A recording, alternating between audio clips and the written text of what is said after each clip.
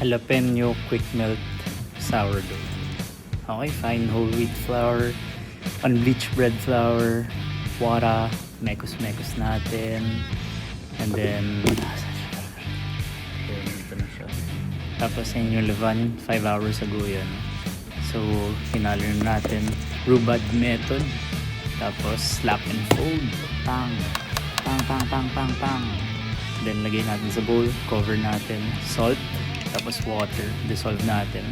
Then, jalapenos, quick melt, wala tayong cheddar. Tapos, set up natin yung barricade para sa slap and fold. Ayan, lagay natin yung dissolved na salt and water. Tapos, ayan, wow, may patatlo pa. Tapos, wait 30 minutes.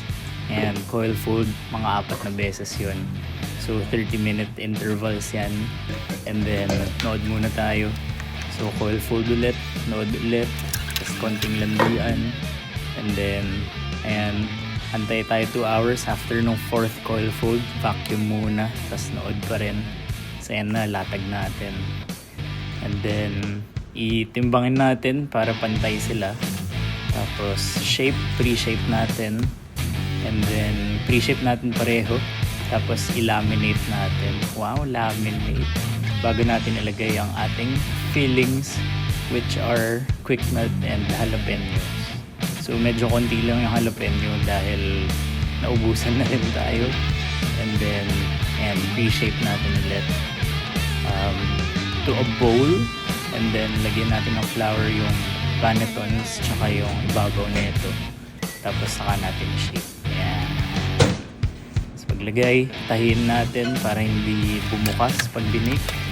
So, ganun din yung isa. Naka-time-lapse. And then, flour. Tapos, latag natin yung dough. And then, hagod.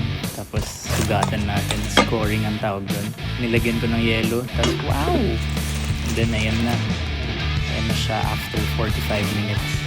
And then, slice natin.